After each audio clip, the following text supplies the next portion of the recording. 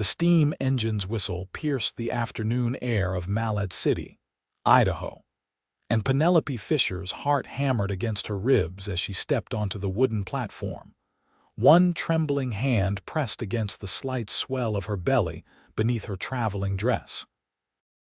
She had nowhere else to go, no other choice but to hope that the man she'd corresponded with for 3 months would take one look at her condition and not immediately send her back east on the next train. Thomas Keller stood at the far end of the platform, his weathered hands gripping his hat so tightly the brim had started to crumple. He'd been waiting for this moment since he'd first written to the matrimonial agency in Boston, desperate for companionship after 5 years of working his ranch alone. The woman stepping off the train was prettier than he'd imagined, with honey-colored hair and delicate features, but something about the way she moved, the protective gesture of her hand, made his breath catch. She saw him watching and froze, her green eyes wide with fear and something that looked like shame. The other passengers pushed past her, eager to stretch their legs or greet their own loved ones, but Penelope remained rooted to that spot, her small trunk beside her, looking like she might bolt back onto the train at any moment. Thomas walked toward her slowly, taking in every detail. She was young, maybe 22 or 23, and the late afternoon sun caught the gold in her hair. But it was the curve of her belly, barely noticeable beneath the folds of her dress but unmistakable to someone who'd spent his life around animals and the rhythms of nature, that made him stop 3 feet away from her. "Miss Fisher." His voice came out rougher than he intended. "Mr. Keller." She dipped her head, unable to meet his eyes. "I understand if you want me to leave. I can work in town until I earn enough for passage back. I should have told you in my letters, but I was afraid and desperate and I had nowhere else to turn." Thomas studied her for a long moment, watching the way her chin trembled despite her obvious attempt to remain composed.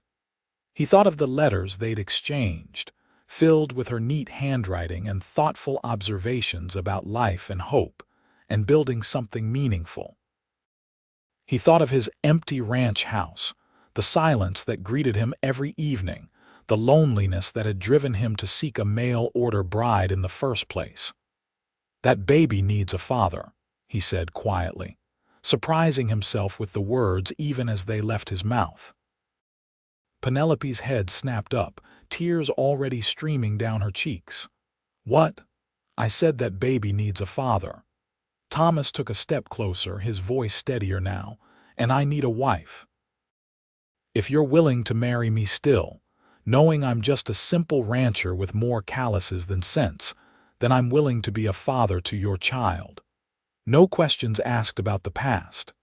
She swayed slightly, and Thomas reached out instinctively to steady her, his large hands gentle on her arms.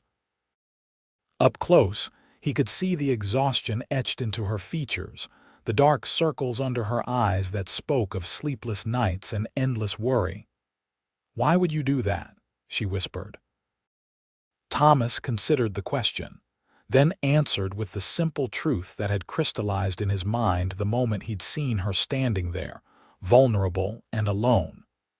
"Because everyone deserves a chance at happiness, and that includes you and your baby. I wrote to the agency because I was tired of being alone. You answered because you needed help. Seems to me we can help each other. You don't know anything about me, about what happened. I know what you wrote in your letters.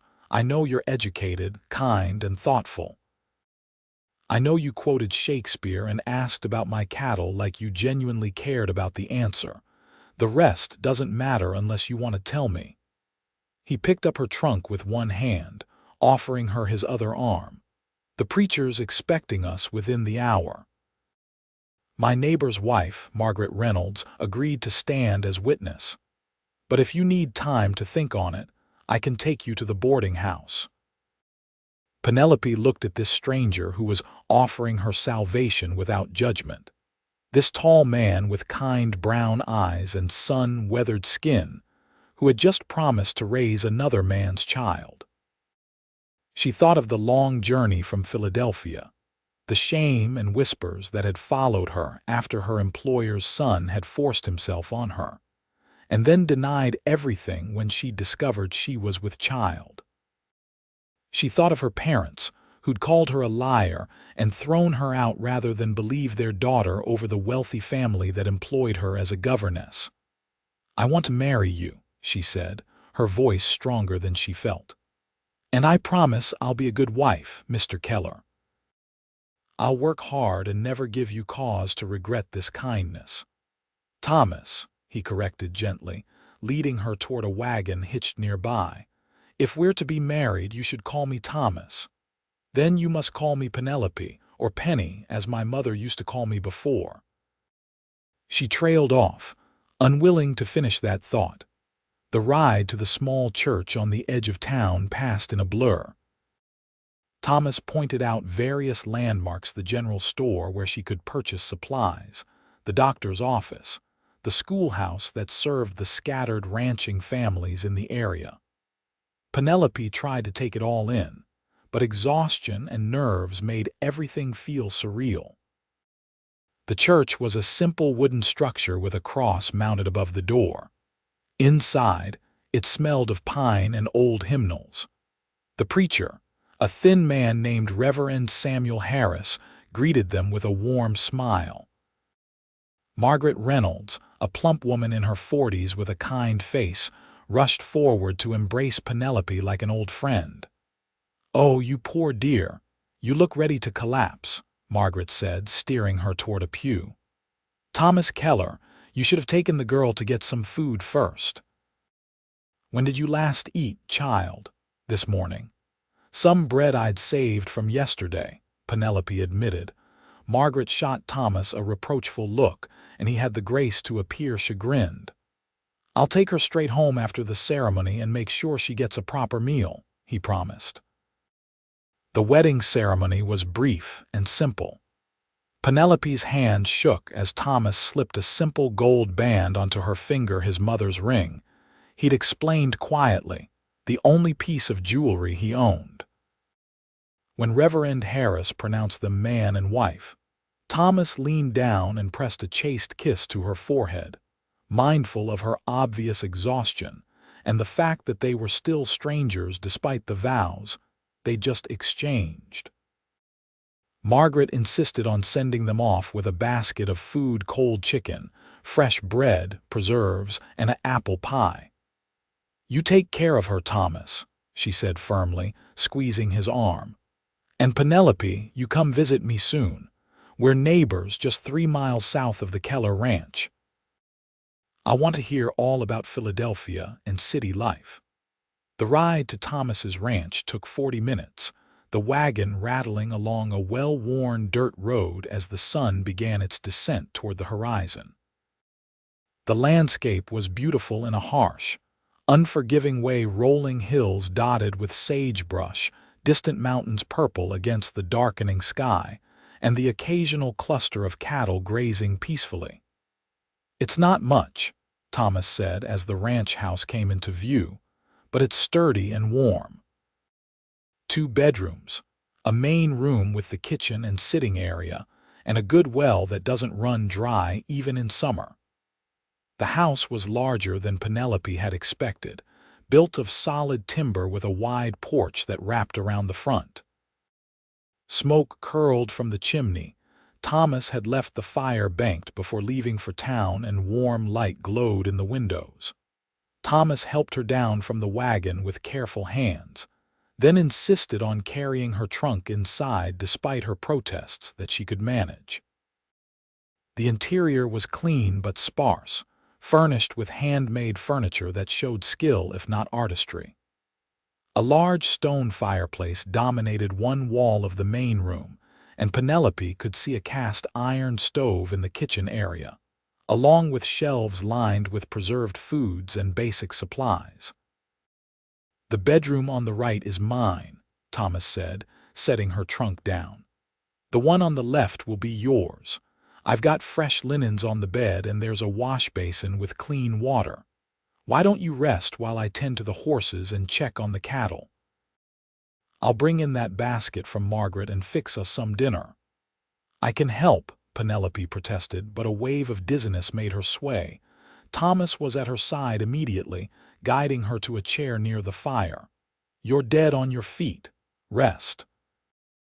We've got all the time in the world to figure out how to run this household together, but right now you need to take care of yourself and that baby.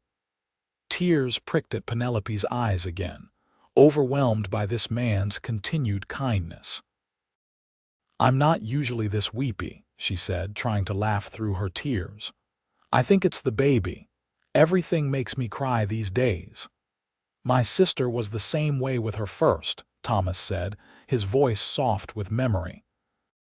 She cried when my brother-in-law brought her flowers, cried when the cat had kittens, cried at absolutely everything. It's natural.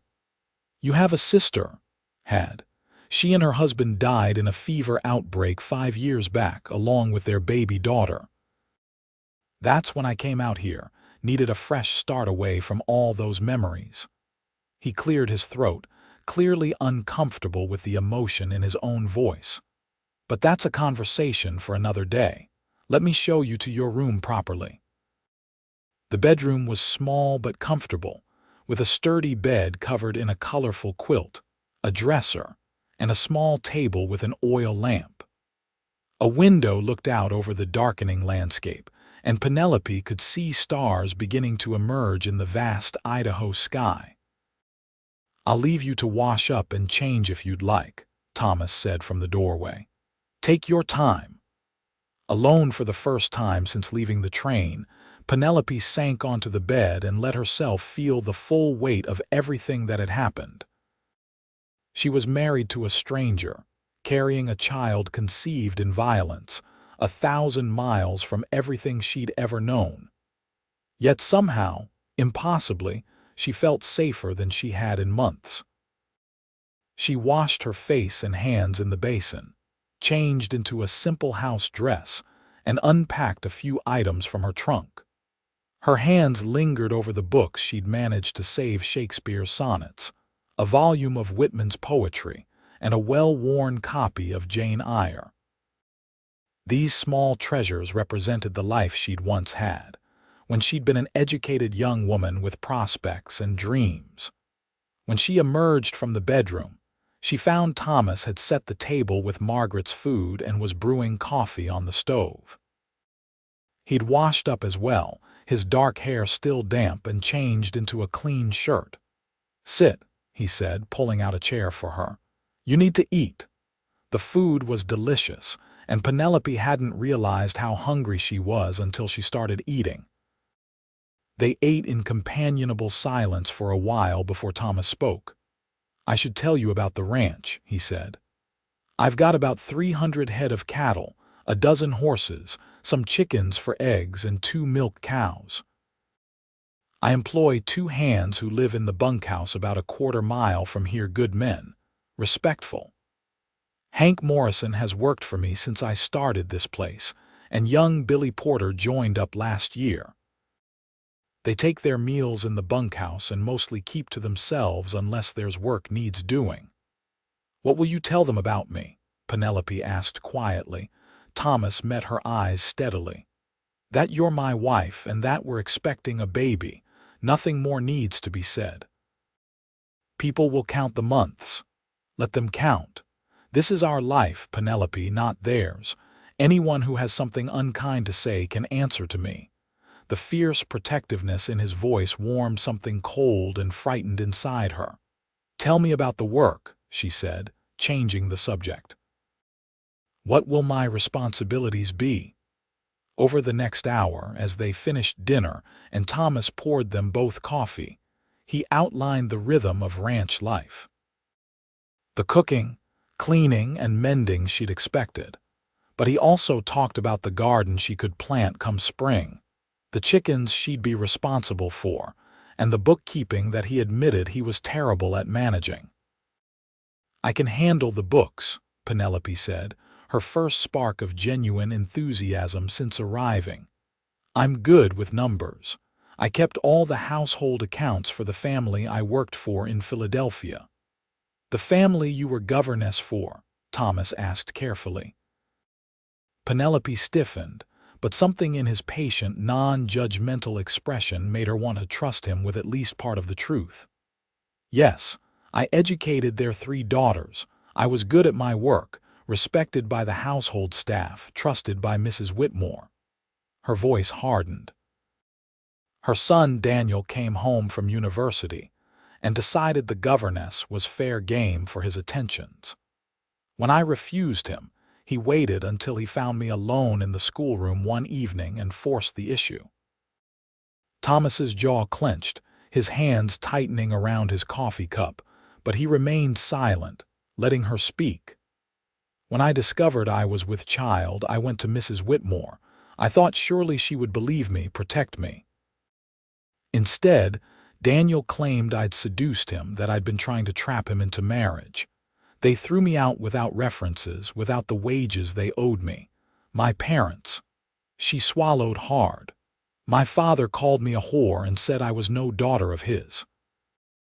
So I took what little money I'd saved and answered your advertisement." "I'm sorry," Thomas said quietly, and the simple sincerity of those 2 words made Penelope's tears fall again. "I'm sorry that happened to you, and I'm sorry your family failed to protect you, but you're safe now. No one will hurt you here, I give you my word on that." They sat in silence for a moment, the fire crackling in the hearth and the wind whistling softly outside. Then Thomas stood and began clearing the dishes. "You should get some sleep," he said gently. "Tomorrow's soon enough to start figuring out our new life together. For tonight, just rest." Penelope helped him with the dishes despite his protests, grateful for something to do with her hands. When they'd finished, Thomas banked the fire and lit an oil lamp for her to carry to her room. "If you need anything in the night, anything at all, just call out," he said. "I'm a light sleeper." "Thomas," she paused at her bedroom door, "thank you for everything. For not turning me away, for marrying me, for being kind. I won't forget it. We're family now," he said simply. "That's what family does." Penelope slept better that night than she had in months, lulled by the unfamiliar sounds of the ranch and the knowledge that, for the first time since her world had fallen apart, she wasn't entirely alone. She woke to the smell of coffee and bacon frying. Early morning light streamed through her window, and she could hear Thomas moving around in the kitchen, along with deeper voices his ranch hands, she realized, must have come up to the house. She dressed quickly in her simplest work dress, braided her hair, and emerged from the bedroom to find 3 men sitting around the table. Thomas stood at the stove, spatula in hand, and looked up with a smile when he saw her. "Morning. Hope the noise didn't wake you," he said. "Penelope, these are my ranch hands. Hank Morrison and Billy Porter." Hank was a grizzled man in his 50s with gray threading through his dark beard, while Billy couldn't have been more than 19, with an open, friendly face covered in freckles. Both men stood immediately, removing their hats respectfully. "Madam," Hank said with a nod. "Thomas told us he was getting married. Welcome to the ranch." "It's nice to meet you both," Penelope said, surprised by how genuinely pleased they seemed to have her there. "Sit down and eat," Thomas said, setting a plate in front of her. "The men were just telling me about a section of fence that needs mending in the north pasture." Breakfast was a lively affair, with Hank and Billy asking polite questions about her journey west and telling stories about life on the ranch. Penelope found herself relaxing, laughing at Billy's tale of trying to rope a particularly stubborn calf and ending up flat on his back in the mud. After the men left to start their work, Penelope insisted on cleaning up while Thomas saw to the morning chores. She took stock of the kitchen, noting what supplies they had and mentally making a list of what they'd need from town. The house was dusty from months of bachelor living, and she spent the morning cleaning, finding a strange satisfaction in the simple domestic work. Thomas came back at midday for lunch, stamping snow from his boots. It had started snowing lightly while she'd been working. "You didn't have to do all this," he said, looking around at the transformed main room. The floors had been swept, surfaces dusted, and everything put in order. "I wanted to earn my keep," Penelope said, setting cold meat and bread on the table. Besides, it felt good to make this place feel more like a home. Over the next few weeks, they fell into a rhythm. Thomas worked the ranch from dawn until dusk, while Penelope managed the household. They talked over meals, sharing stories about their pasts and their hopes for the future. Thomas told her about growing up in Missouri, about his dreams of building something lasting with this ranch. Penelope shared memories of her childhood before her parents had become so rigid and cold, about the books she loved and the teaching she'd enjoyed. Slowly, carefully, they became friends. Penelope's belly grew more prominent as winter settled over Idaho in earnest. Thomas insisted on bringing Dr. Edmund Fitzgerald out to the ranch to examine her, despite her protests about the expense. "You and the baby are more important than any expense," Thomas had said firmly, and that was the end of the discussion. Dr. Fitzgerald, a jovial man in his 60s, pronounced both mother and baby healthy. "I'd say you're about 4 months along," he said, washing his hands in the basin Penelope provided. "Baby should come around early April if my calculations are right. Have you been feeling well?" "Tired sometimes and my back aches," Penelope admitted, "but otherwise fine." "That's normal. Make sure you're eating well, getting enough rest, and not lifting anything heavy." He turned to Thomas. "She'll need help around here as she gets further along. Don't let her overdo it." "I'll make sure she takes care of herself," Thomas promised. After the doctor left, Penelope found Thomas in the barn, checking on one of the horses. "You didn't have to spend the money on a doctor's visit," she said. "I'm healthy." Thomas turned to face her, his expression serious. "You're my wife, and that's my child you're carrying as far as anyone needs to know. I'll do whatever it takes to make sure you're both safe and healthy." The possessive warmth in his words made Penelope's heart skip. Somewhere along the way, without either of them quite acknowledging it, their relationship had shifted from a practical arrangement to something deeper. She found herself watching for Thomas to come in from the fields, looking forward to their evening conversations by the fire. The way he touched her hand when passing her the coffee pot, the concern in his eyes when she looked tired, the gentle way he'd started placing his hand on her growing belly, and asking how the baby was doing, all of it spoke of genuine affection growing between them. Christmas came, and Margaret Reynolds insisted they join her family for dinner. Margaret's husband, Robert, was a quiet man who ran a smaller ranch neighboring Thomas's land. They had 3 children, 2 boys in their teens and a daughter around 12 who treated Penelope with friendly curiosity. "It's so nice to have another woman nearby," Margaret said, pulling Penelope aside after dinner. "I hope we can be friends. This country can be lonely for women, especially when you're used to city life." "I'd like that very much," Penelope said sincerely. She'd been isolated for so long, first by shame in Philadelphia, and then by the demands of settling into ranch life, that the offer of friendship felt like a precious gift. On the ride home, with snow falling softly around them and a warm blanket tucked around her legs, Penelope found herself leaning against Thomas's solid warmth. "Thank you for today," she said. "It was nice to spend time with good people. The Reynolds are fine folks."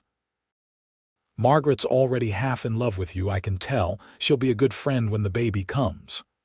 He glanced down at her, his expression soft in the moonlight. "You doing all right? Not too tired?" "I'm happy," she said, and realized it was true. Despite everything that had brought her here, despite the uncertainty of her situation, she was genuinely happy for the first time in months. Thomas's arm tightened around her shoulders, drawing her closer. "Good. That's all I want, Penelope.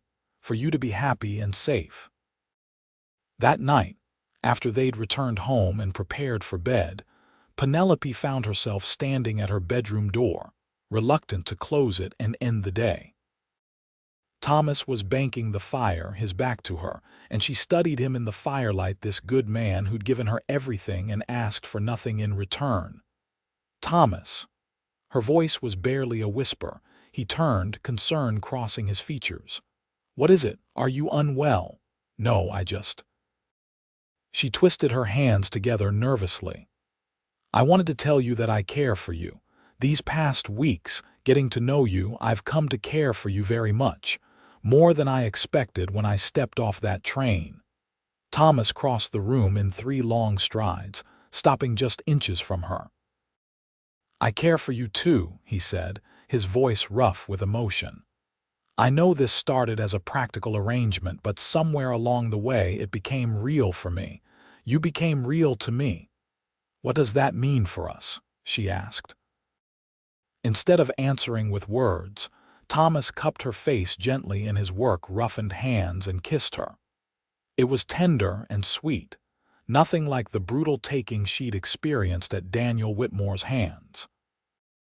This was a question, an offering, and Penelope answered by rising on her toes and kissing him back. When they finally pulled apart, both breathing hard, Thomas rested his forehead against hers.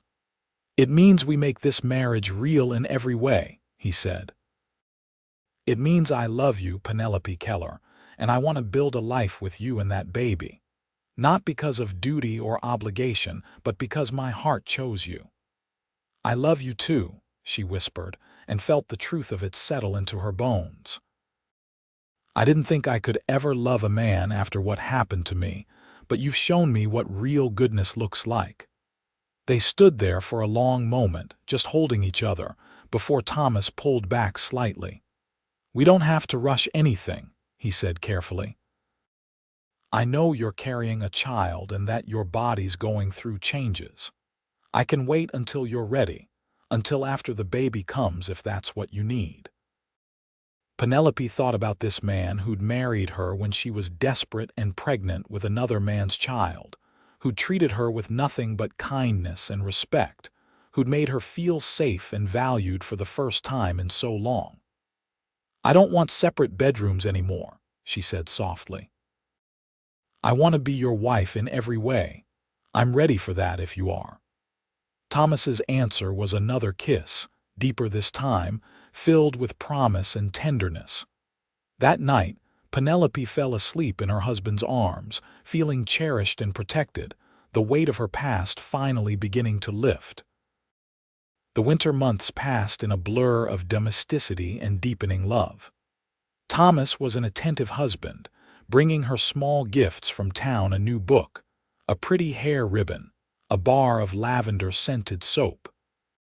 He helped with the household chores as her pregnancy made movement more difficult, never complaining when she needed to rest, or when dinner was late because she'd fallen asleep in the afternoon. In turn, Penelope made the ranch house into a true home. She sewed curtains for the windows, organized Thomas's chaotic bookkeeping into a system that made sense, and began planning a garden for spring. She learned to bake bread the way Thomas liked it, mastered the temperamental oven, and even started knitting baby clothes from wool yarn Margaret had given her. One evening in late February, as they sat by the fire with Thomas's hand resting on her now prominently rounded belly, the baby kicked hard enough for him to feel it. His face lit up with wonder. "That's strong," he said, laughing. "Going to be a fighter, this one." "Like his father," Penelope said, then caught herself. "I mean like you, even if you're not." "I am his father," Thomas interrupted firmly. "Blood doesn't make a father, Penelope. Love does. Showing up every day does. Teaching and protecting and providing does."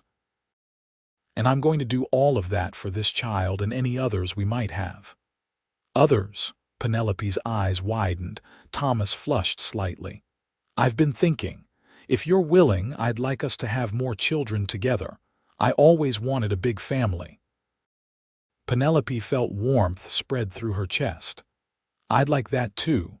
A house full of children, running and laughing and filling up all this empty space."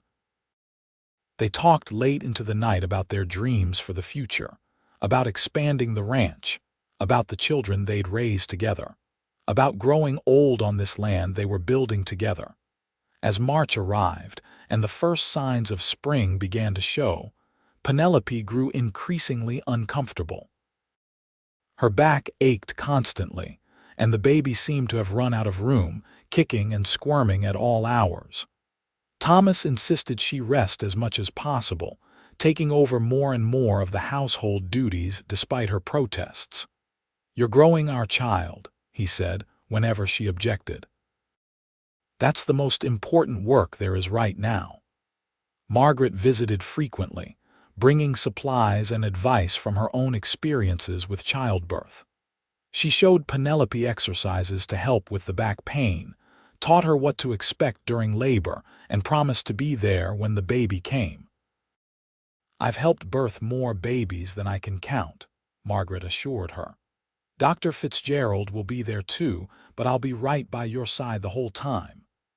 The first pains came on a warm evening in early April, just as Dr. Fitzgerald had predicted. Penelope was helping Thomas with the dinner dishes when she felt the first contraction, a tightening across her belly that made her gasp and grab the edge of the table. Thomas was at her side immediately, his face pale. "Is it time?" "I think so," Penelope managed, breathing through the contraction. "But Margaret said the first pains can go on for hours before real labor starts." "I'm sending Billy for Margaret and the doctor right now," Thomas said, already heading for the door. "You sit down and rest." The next 12 hours were the longest of Thomas's life. He paced the main room while Margaret and Dr. Fitzgerald attended to Penelope in the bedroom, her cries of pain cutting through him like a knife. He'd helped cows and horses give birth countless times, but hearing the woman he loved in pain and being unable to do anything about it was torture. Finally, just as dawn was breaking, he heard a new sound, the thin, outraged wail of a newborn baby. "Doctor." Fitzgerald emerged from the bedroom, his sleeves rolled up and a broad smile on his face. "Congratulations, Thomas. You have a healthy son." Thomas nearly knocked over a chair in his haste to get to the bedroom. Penelope lay propped up against pillows, exhausted but radiant, holding a tiny bundle wrapped in a soft blanket. Margaret stood nearby, beaming with pride. "Come meet your son," Penelope said softly. Thomas approached the bed with trembling hands, hardly daring to breathe as he looked down at the infant's red, scrunched-up face. The baby had a shock of dark hair and was still crying lustily, tiny fists waving in the air. "He's perfect," Thomas whispered, his voice choked with emotion. "Absolutely perfect. Would you like to hold him?" Penelope asked. With Margaret's guidance, Thomas took his son into his arms for the first time. The baby quieted almost immediately, and Thomas stared down at this tiny person, feeling his heart expand in ways he'd never imagined possible. "What should we name him?" Penelope asked. They discussed names over the winter, but Thomas had insisted that Penelope should make the final decision. Now he said, "I was thinking Samuel, after my father. Samuel Thomas Keller." Tears streamed down Penelope's cheeks. "That's perfect." "Hello, Samuel. Welcome to your family." Dr. Fitzgerald checked on both mother and baby one more time before leaving, satisfied that they were both healthy and recovering well. Margaret stayed long enough to help Penelope nurse the baby for the first time and to make sure Thomas knew how to change a diaper, then headed home with promises to return the next day. Alone with his new family, Thomas sat on the edge of the bed, unable to take his eyes off his wife and son. Penelope looked exhausted but happy, and little Samuel had fallen asleep at her breast, his tiny face peaceful. "You did so well," Thomas said, brushing a strand of sweat-dampened hair from her forehead. "You're so strong, Penelope. I'm in awe of you. We have a son," she said wonderingly. "A beautiful, healthy son. I was so afraid during the pregnancy that something would go wrong, that the circumstances of his conception would somehow mark him. But he's perfect, Thomas. He's absolutely perfect. He's perfect because he's ours," Thomas said firmly. "And he's going to grow up knowing nothing but love and security. I promise you that." The first weeks with a newborn were exhausting and wonderful in equal measure. Samuel was a good baby, sleeping for decent stretches and nursing well, but the round-the-clock care was still demanding. Thomas insisted on helping wherever he could, taking the baby so Penelope could rest, walking the floor with Samuel when he was fussy, and even attempting to change diapers with varying degrees of success. Hank and Billy were utterly charmed by the baby, bringing small carved toys and cooing over him whenever Penelope brought him outside. Margaret visited almost daily, bringing food and supplies and offering advice when asked. As spring progressed into summer, Penelope regained her strength, and the household settled into new rhythms. Thomas taught her to ride, taking her on gentle tours of the ranch property while Margaret watched Samuel. He showed her the best fishing spots, the hidden meadows full of wildflowers, the high points where you could see for miles across the Idaho landscape. On one such ride, they stopped beside a clear stream to let the horses drink. Thomas helped Penelope down from her mount, his hands lingering on her waist. "I've been thinking," he said. "The ranch is doing well, better than expected this year. I was considering buying the adjacent property that old Henderson is looking to sell. It would nearly double our grazing land." "That sounds like a wonderful opportunity," Penelope said. "But that's a big decision. Are you sure?" "I'm sure. I want to build something lasting, something we can pass down to Samuel and any other children we have. I want our family to have a legacy here." He pulled her close, his expression serious. "I love you, Penelope. I love the life we're building together. You and Samuel are everything to me." "I love you too," she said, rising up to kiss him. "More than I ever thought possible. You saved me, Thomas, in every way a person can be saved." "You saved me too," he countered. "I was so lonely before you came. This house, this whole ranch, felt empty and meaningless. Now it's a home filled with love and laughter and purpose." They stood there by the stream, holding each other as the horses grazed nearby, and the summer sun warmed their faces, both silently grateful for the train that had brought Penelope to Malad City, and the choice Thomas had made to offer her a future. That night, after Samuel was asleep in the cradle Thomas had built beside their bed, they made love with the tender familiarity of a couple who'd learned each other's bodies and hearts. Afterward, curled together in the darkness, Penelope placed Thomas's hand on her belly. "I think I'm pregnant again," she whispered. Thomas sat up, lighting the lamp so he could see her face. "Are you sure?" "Fairly certain. All the same signs as before: the tiredness, the nausea in the mornings, the way certain smells make me feel ill." She smiled up at him. "How do you feel about that?" His answer was to kiss her soundly, then place a gentle kiss on her still flat stomach. "I feel like the luckiest man alive. When do you think the baby will come?" "Late winter, maybe early March if I'm calculating right." They lay awake talking about the future, about preparing for a second child, about how Samuel would be as an older brother. Thomas's excitement was infectious, and Penelope found herself looking forward to this pregnancy in a way she never had with Samuel, knowing this child was conceived in love rather than violence. Dr. Fitzgerald confirmed the pregnancy a few weeks later and pronounced Penelope healthy. Margaret was thrilled at the news, already knitting blankets and planning to be there for the birth again. As summer turned to fall, Penelope's belly grew once more, but this time she wasn't hiding in shame or facing an uncertain future. She was surrounded by love and support, secure in her husband's devotion and the life they were creating together. The ranch prospered under their joint management. Thomas had bought the Henderson property and hired 2 more ranch hands to help manage the expanded herd. Penelope had taken over all the bookkeeping and proved to have a head for business, finding ways to reduce expenses and increase profits that Thomas had never considered. Samuel grew from a tiny infant into a chubby, laughing baby who adored his father and brought joy to everyone who met him.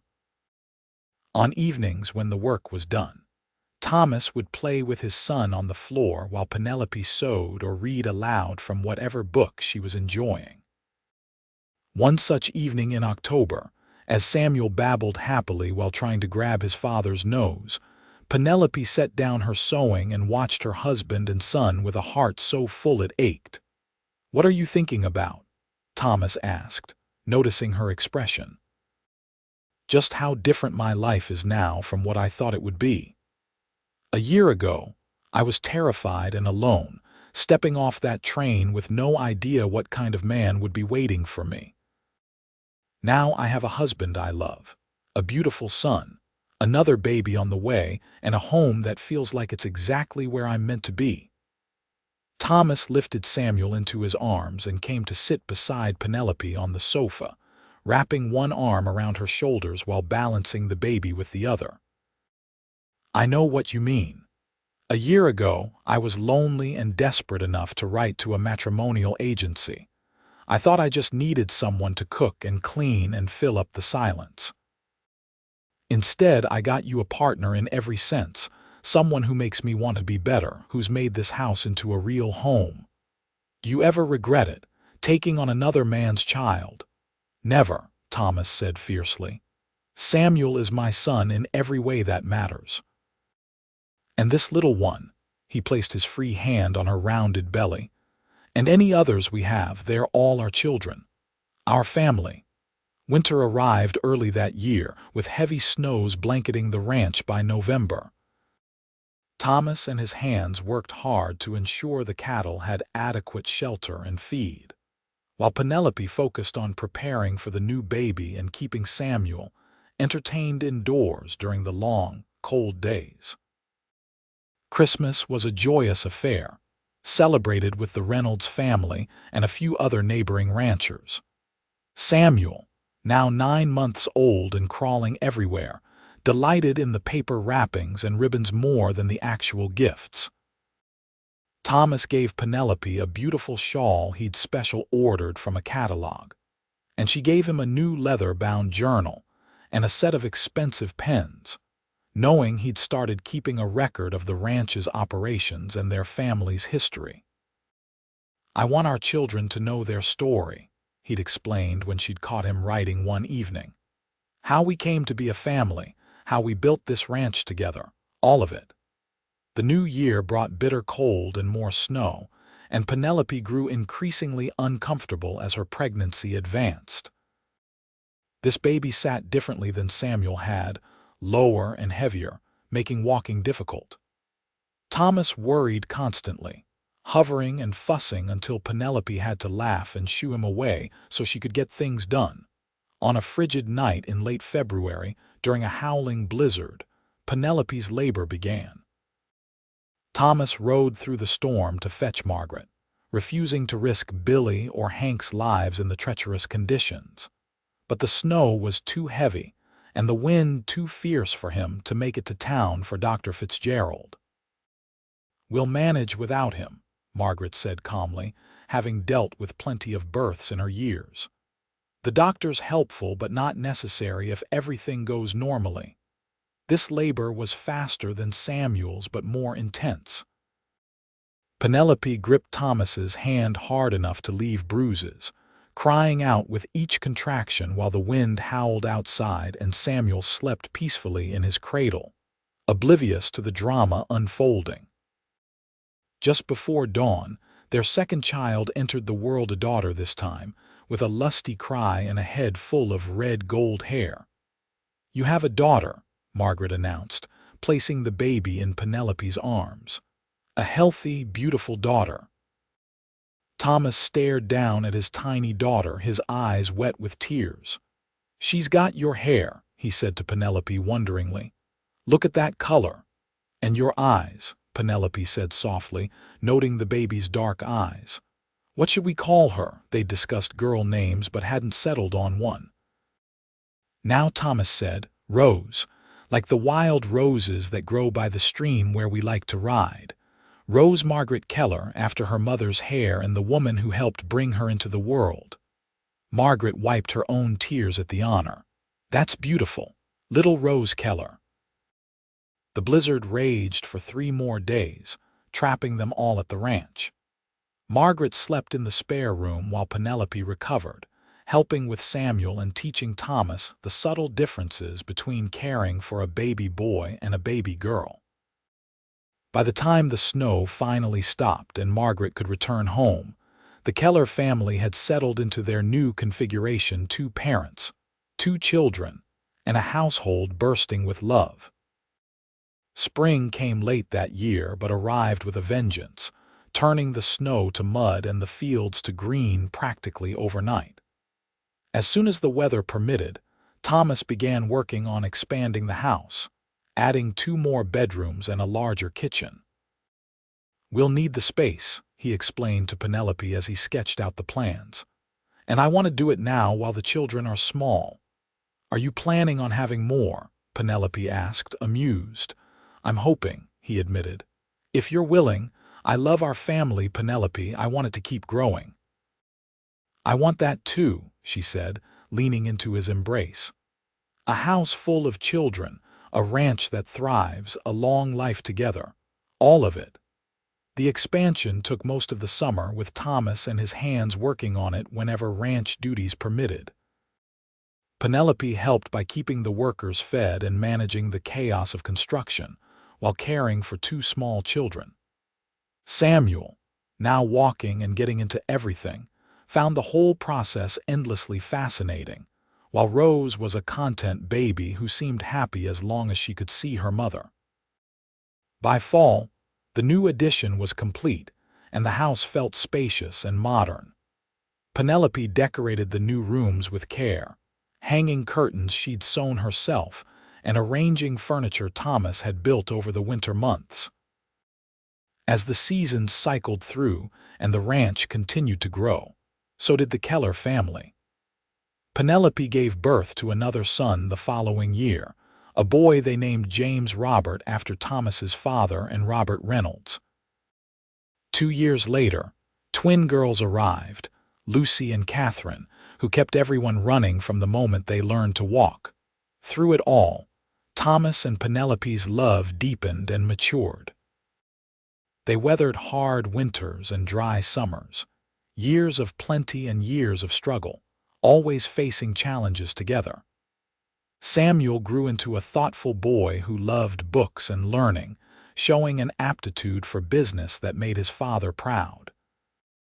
Rose was adventurous and fearless, spending as much time following Thomas around the ranch as she did helping her mother with the younger children.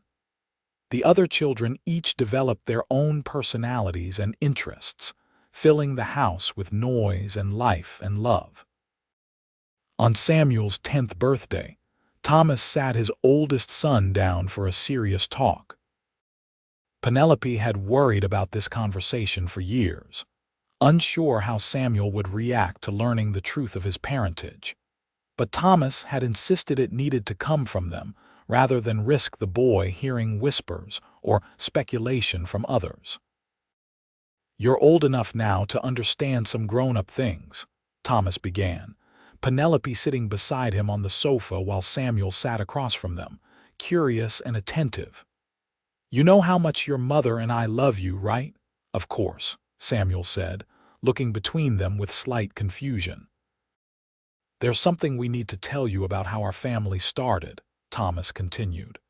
"Your mother and I met because we both needed something. I was lonely and needed a partner. She needed safety and a home. We got married the day she arrived in Malad City, but we were strangers then. What we have now, the love, the family, all of it, we built that together." "Okay," Samuel said slowly, clearly not understanding why this required such a serious tone. Penelope took over, her voice gentle. "Samuel, when I married your father, I was already expecting you. Your biological father was a man who hurt me badly back in Philadelphia before I came west. But from the moment we said our vows, Thomas became your father in every real sense. He chose you, loved you, raised you as his own." Samuel's eyes widened as he processed this information.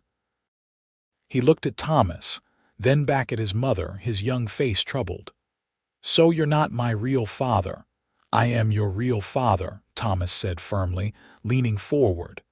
"Being a father isn't about blood, son. It's about showing up every day, teaching you right from wrong, protecting you, loving you no matter what. I've done all of that since the day you were born, and I'll keep doing it until my last breath. You're my son, Samuel. Nothing changes that." "Did you know?" Samuel asked. "When you married Mother, did you know about me?" "Yes," Thomas said simply. "Your mother was honest with me from the start, and I told her then what I'm telling you now: every baby needs a father. I wanted to be that for you. I wanted to be your father."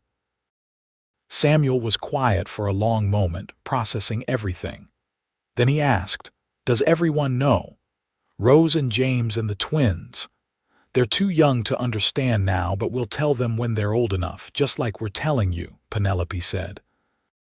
"We never wanted there to be secrets in this family." "What about other people? Do they know?" "Some suspected," Thomas admitted. "Your mother arrived in town already pregnant, and people count months. But anyone who dared to say anything unkind learned quickly that I wouldn't tolerate it. You are a Keller, Samuel, my son, and I've never let anyone suggest otherwise." Samuel stood and walked to the window, looking out at the ranch that was his home, his birthright. When he turned back, there were tears in his eyes. "I'm glad you chose us. I'm glad you married Mother and became my father. I can't imagine anyone else being my dad." Thomas crossed the room in 2 strides and pulled his son into a fierce embrace. "I love you, Samuel. That's never going to change." "I love you too, Dad," Samuel said. And Penelope felt her own tears fall at the simple sincerity in her son's voice. That conversation marked a turning point for Samuel, who seemed to carry himself with new confidence afterward. He'd been given the truth and had chosen to embrace it, secure in the love of his parents and his place in the family. The years continued to pass, marked by the rhythms of ranch life and the growing family. Thomas and Penelope added a library to the house when Samuel was 12, filling it with books they ordered from catalogs, and which Penelope used to educate all their children. The ranch expanded again when a neighboring property came up for sale, making the Keller Ranch one of the largest in southern Idaho. Samuel showed an early interest in ranching and business, working alongside his father and learning every aspect of the operation. Rose, true to her adventurous nature, was the best rider among the children and could rope a calf as well as any of the ranch hands. The younger children each found their own interests and talents as they grew. On their 15th wedding anniversary, Thomas surprised Penelope with a trip to Boise, leaving the older children in charge of the younger ones and the ranch hands to manage the day-to-day operations. It was their first time away from the ranch together since their honeymoon trip to Salt Lake City years before. In their hotel room overlooking the city, Thomas pulled Penelope into his arms and said, 15 years ago, I was standing on a train platform, nervous as a schoolboy, waiting to meet a woman I'd only known through letters. I thought I was getting a housekeeper and companion. Instead, I got the love of my life. I was so scared that day, Penelope remembered. Pregnant and desperate, certain you'd take one look at me and send me away. When you said that baby needed a father, I couldn't believe what I was hearing.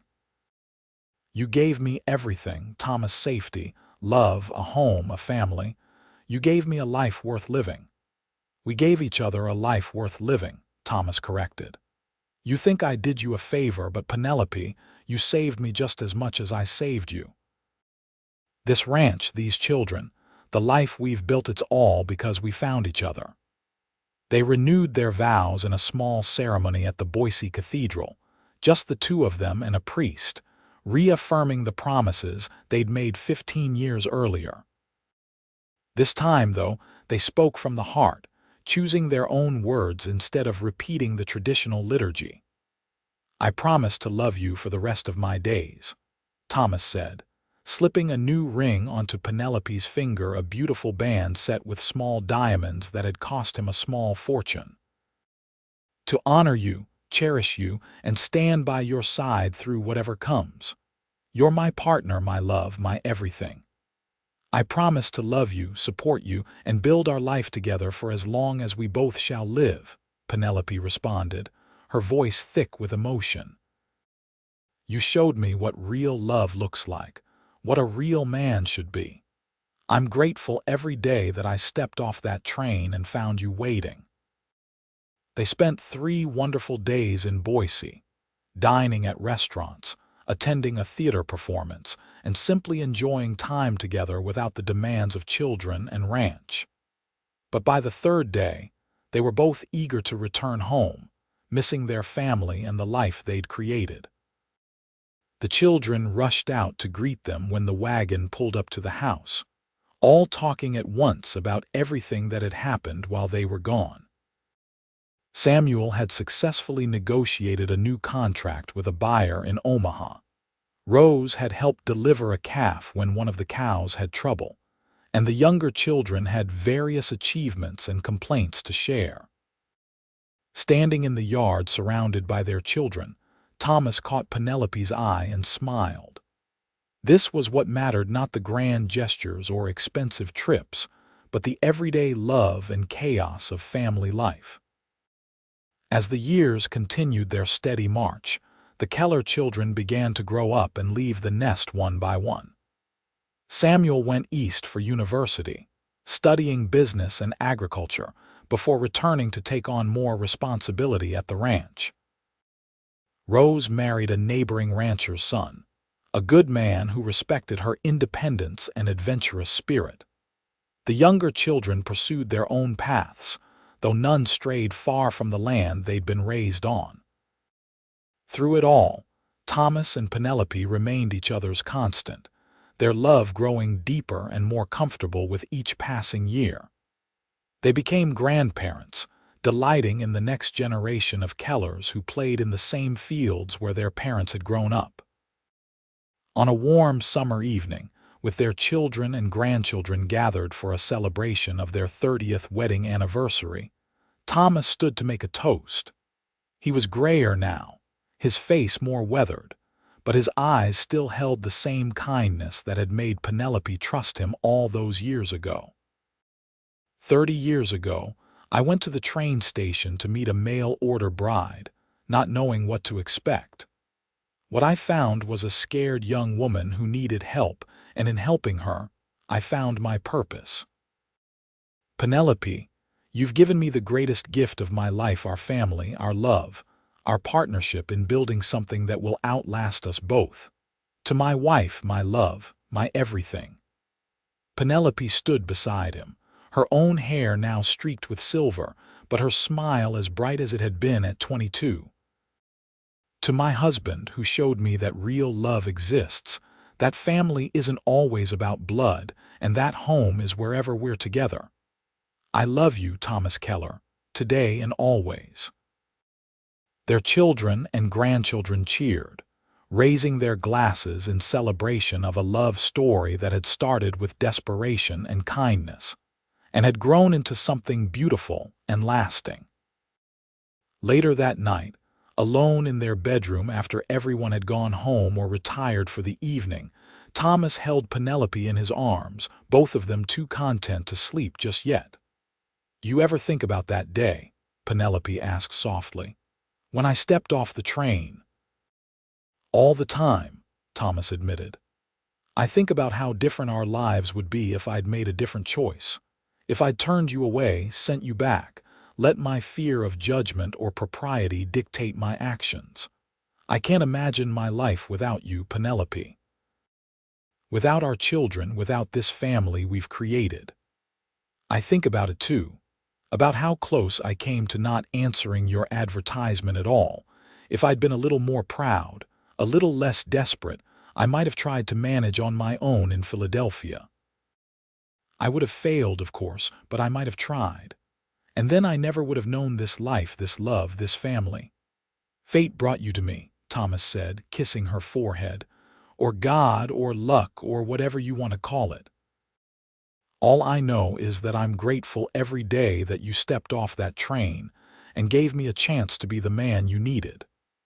You're the man I needed, the man I wanted, and the man I'll love until my last breath," Penelope said, tilting her face up to kiss him properly. "Thank you for choosing us, Thomas, for choosing love over fear, for building this beautiful life with me." They fell asleep in each other's arms, grateful for the past they'd shared and excited for whatever future remained to them. The years that followed brought both joys and sorrows, as all long lives do. They buried friends and mourned losses, but they also celebrated weddings and births, achievements and anniversaries. Through it all, Thomas and Penelope remained each other's anchor, facing every challenge and celebrating every triumph together. Samuel took over more and more of the ranch operations as Thomas aged, proving himself a capable and innovative manager who expanded the business into new markets and modern practices.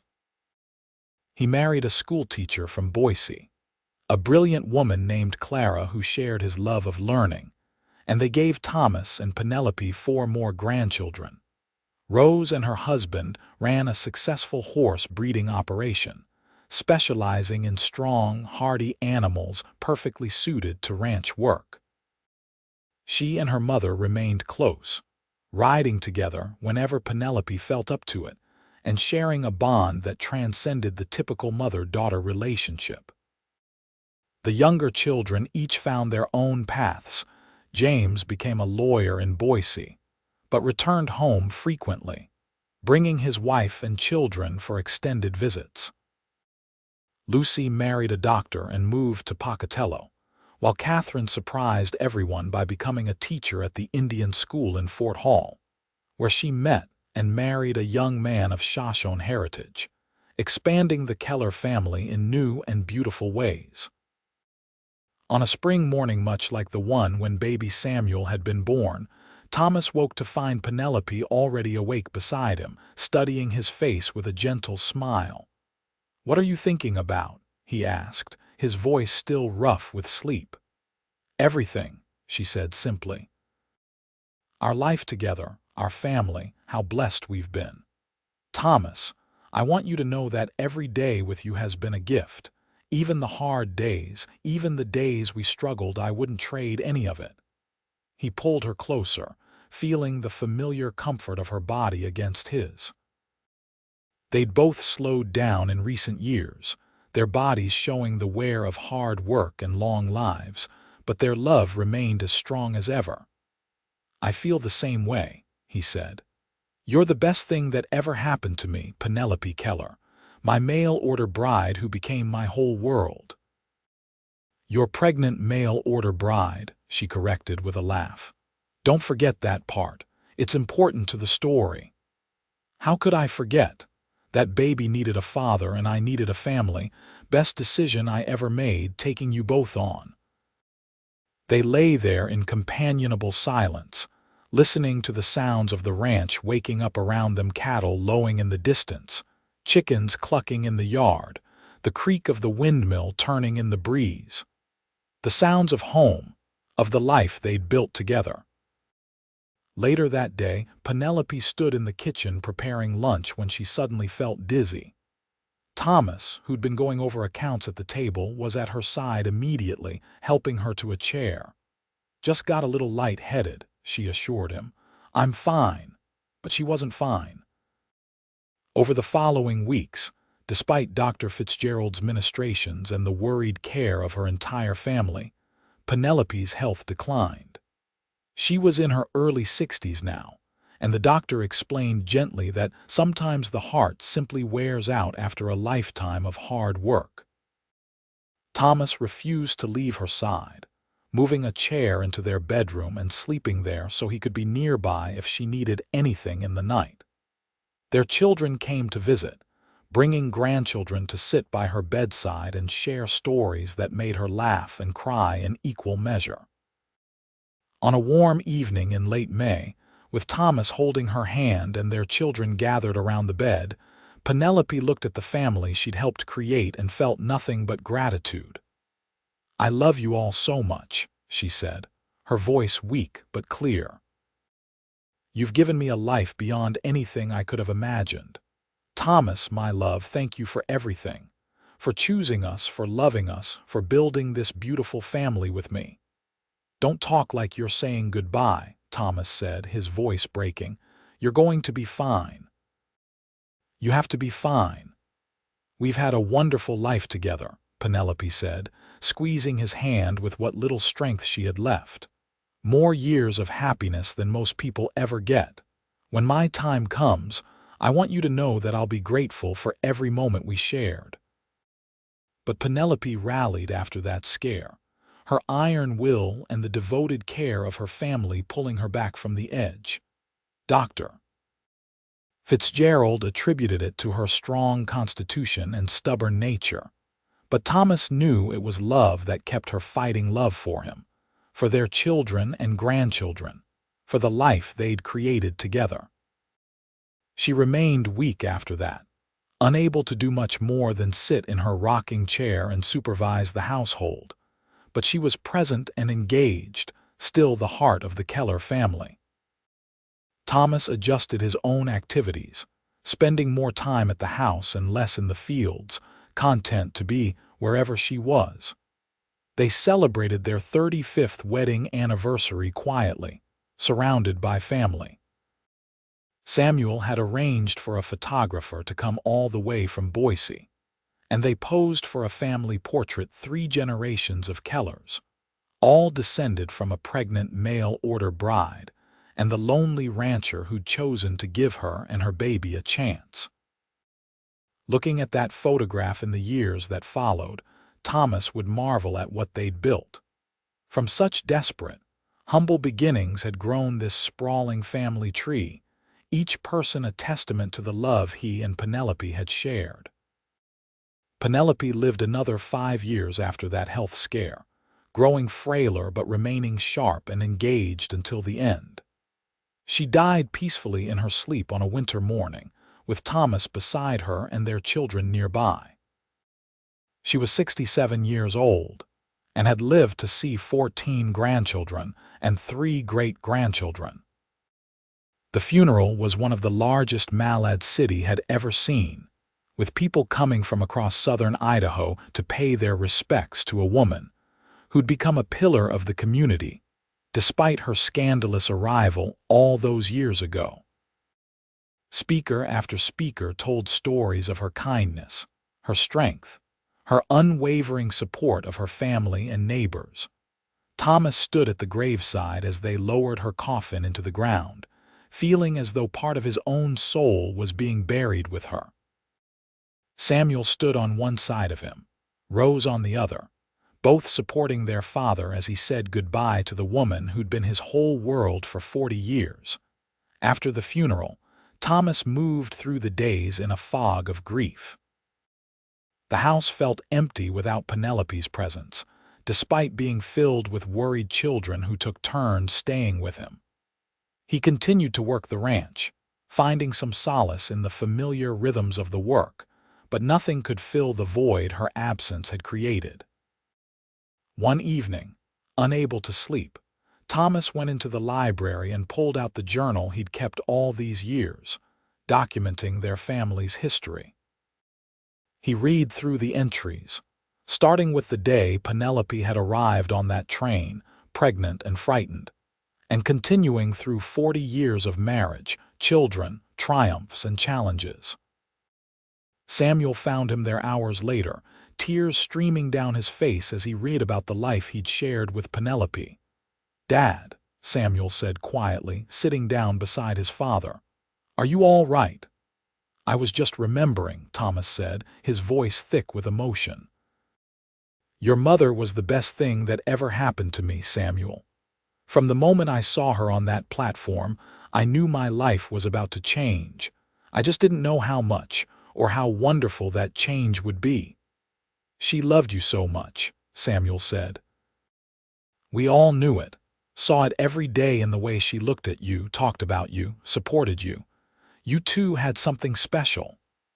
"That baby needs a father," Thomas murmured, remembering the words he'd spoken on that long-ago day. "That's what I said to her. Those were my first real words to your mother. I thought I was being noble, offering to raise another man's child. I didn't realize I was getting the greatest gift of my life, you, your mother, all the children that came after, this whole beautiful family." "You gave her a gift too," Samuel reminded him. "You gave her safety and love when she needed it most. You chose her when everyone else had rejected her. That matters, Dad. It mattered to her, and it matters to all of us." They sat together in the library, father and son, sharing memories and grief until dawn began to break over the Idaho landscape. And as the sun rose on another day, Thomas felt something shift inside him. The acute pain of loss remained, would probably never fully leave, but underneath it was gratitude for the years they'd had, the love they'd shared, the family they'd created. Thomas lived another 7 years after Penelope's death, remaining active on the ranch until the very end. He took joy in his grandchildren and great-grandchildren, telling them stories about their grandmother and the early days of the ranch. He expanded the library in Penelope's memory, filling it with more books and establishing a small school on the ranch property for the children of his workers and neighbors. On a spring morning, exactly 47 years after the day Penelope had stepped off that train, Thomas died peacefully in his sleep. Samuel found him in bed, looking more peaceful than he had since Penelope's death, as though he'd finally found rest. They buried him beside Penelope as he'd requested in his will. The headstone reads simply, "Thomas Keller, beloved husband and father, 1845–1915. He chose love." At the funeral, Samuel stood before the gathered crowd and told the story his father had documented so carefully in his journals, the story of a mail-order bride who stepped off a train pregnant and afraid, and the lonely rancher who'd looked at her and said, "That baby needs a father." He told them about the love that had grown from that moment of choice, the family that had been built on a foundation of compassion and courage. "My father taught me that family isn't about blood," Samuel concluded, his voice strong despite his grief. "It's about choice, about showing up every day, about love that transcends biology and social conventions. He chose to love my mother when she needed someone most. He chose to be my father when he didn't have to be. And because of those choices, all of us are here today, 3 generations of Kellers who exist, because one man decided that doing the right thing mattered more than what other people might think." The Keller Ranch continued to thrive under Samuel's management, and eventually passed to his children and grandchildren. The family grew and spread, some staying on the land and others seeking their fortunes elsewhere, but all of them carrying the story of Thomas and Penelope, the mail-order bride and the rancher who'd built something beautiful from desperate beginnings. Years later, when Samuel's granddaughter was studying family history for a school project, she found Thomas's journals in the library and spent hours reading about her great-great-grandparents. She asked her grandfather to tell her the story, wanting to hear it from someone who'd been there. Samuel, now an old man himself, settled into his chair and began the tale he'd heard so many times and had told just as often. It was 1868, and my father was a lonely rancher in Malad City, Idaho. He'd written to a matrimonial agency back east, hoping to find a wife. When my mother stepped off the train, she was pregnant with me, terrified and alone. Most men would have turned her away. But my father took one look at her, saw someone who needed help, and said 5 words that changed all our lives: "That baby needs a father." The granddaughter listened, enthralled, as Samuel told the story of love growing from desperation, of a family built on choice rather than blood, of 2 people who'd found in each other exactly what they needed to build a life of meaning and purpose.